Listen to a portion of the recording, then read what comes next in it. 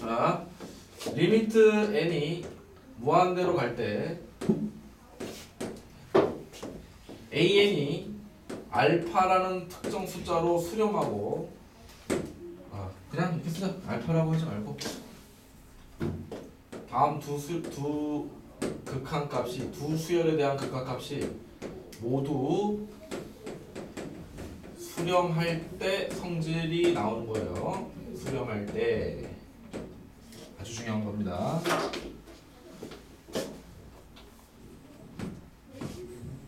두 수열이 다 수렴한다면, 발산하지 않고 수렴한다면, 첫 번째 리미트 n을 무한대로 an을 결과적으로 얘기하면 k부터 합시다. 상수 k. 상수 k 곱하기 an은 k를 앞에 빼고 뒤에 있는 an만 극한값을 계산해서 k를 곱해도 되더라 라는 얘기야. 계산할 때. 오케이? 자, 두 번째 리미트 n을 무한대로 an과 bn을 더하기 빼기 형식으로 된 놈을 새로운 수열을 만들어서 그 n번째 항을 무한히 진행시켰을 때의 경향성은 수렴한다면 손쉬운 계산을 위해서 각각을 따로따로 분리시켜서 어떻게? 극한값을 따로따로 계산해도 결과가 같다. 알겠어요? 자, 그런데 절대로 이걸 이렇게 이해하시면 안 돼요. 얘는 앞으로 분리시켜서 계산한다, 이렇게 쪼갠다 라고 생각하시면 잘못 생각합니다. 알겠어요? 개념적인 거라서.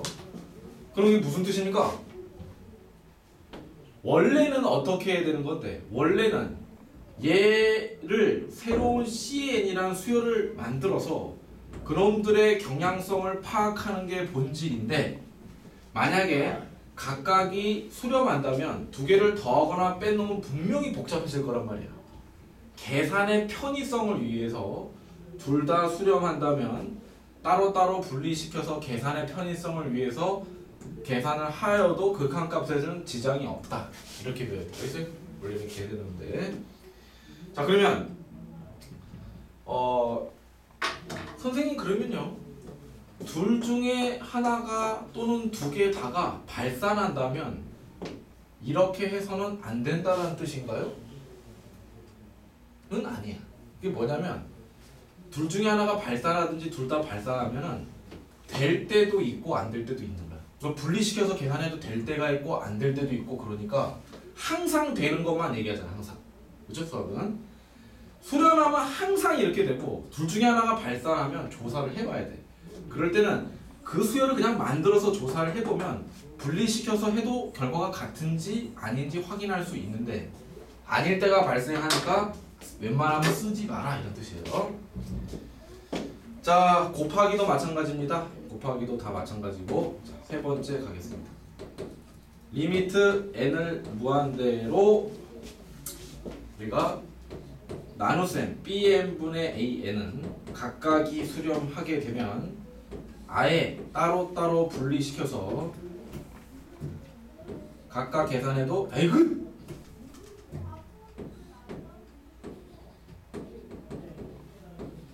이렇게 따로따로 극한값을 계산해서 극한값을 나눠줘도 된다. 단서가 있어. 그렇기 때문에 얘가 객관식에 많이 나오는 거야, 문제. 언제나 항상 되는 건 아니고,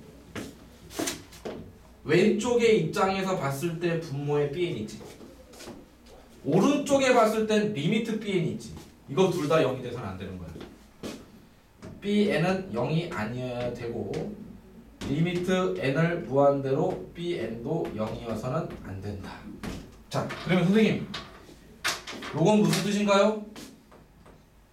bn이 0이 아니다, 이게 무슨 말이야? 0000 나가는 수열이 아니라는 뜻이 아니라, 수열이 되면 안 된다는 뜻이 아니라, 숫자가 등장하는데 단 한 번이라도 0이라는 수가 등장하면 안 된다는 뜻이에요.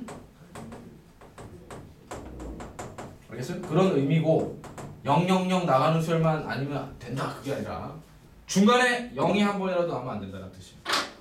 알겠습니까? 그럼 얘는 무슨 뜻이에요?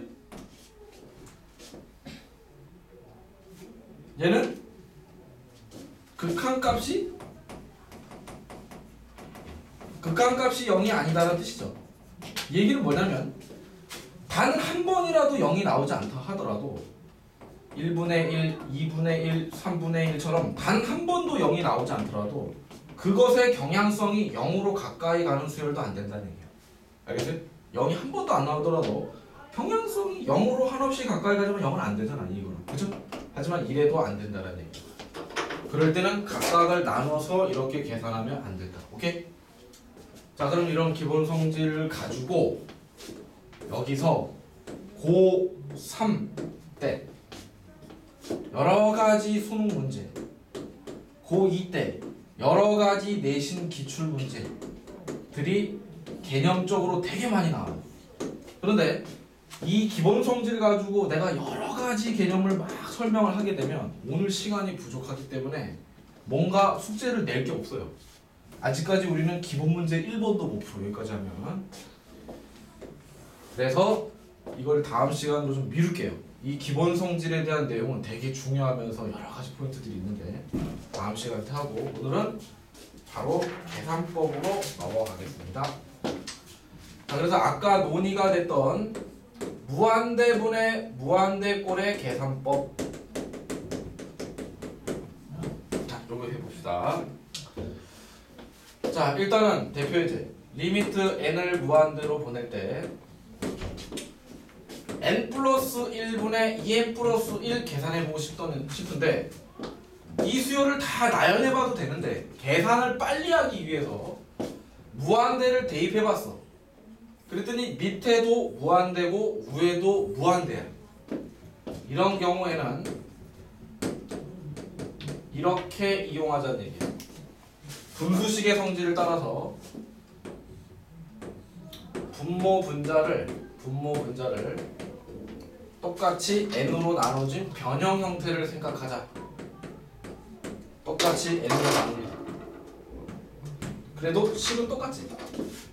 자, 그러면 리미트 n을 무한대로 가게 되면 어떻게 돼요? 얘는 2 플러스 n분의 1이고 얘는 1 플러스 n분의 1이지. 자, 그러면 얘는 2로 수렴, 얘는 뭐야? 0으로 수렴, 얘는 뭐야? 그냥 1, 2다로 수렴, 그쵸? 얘는 0으로 한없이 가까이 나는 수렴이지. 각각이 다 수렴하면 싹 다 분리시켜서 계산해도 된다는 뜻이, 얘는 어차피 0으로 빠지고 얘는 어차피 0으로 빠지니까 극한값의 계산은 그냥 1분의 2 해서 답을 2로 해도 된다, 이런 얘기예요. 오케이? 자, 그런데 이렇게 계산해도 되는데 이거를 잠깐 그냥 그래프로 잠깐 보면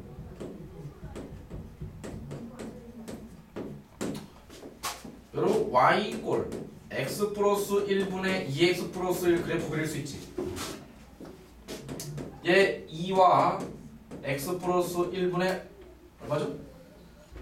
마이너스 1 이렇게 돼요. 자, 그럼 얘 그래프 그려봐. 그럼 어떻게 돼요? 정근선이 분모를 0으로 만드는 x의 값 x는 얼마? 마이너스 1.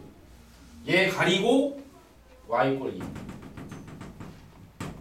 정근선으로 한 유리함수죠? 자, 그럼 x에다가 0 대입하면 얼마요? 1이니까 0 대입했을 때 1. 자꾸 증가시키면 뭐 이렇게 가겠죠? 그래프를 그려보니까 얘가 어때요?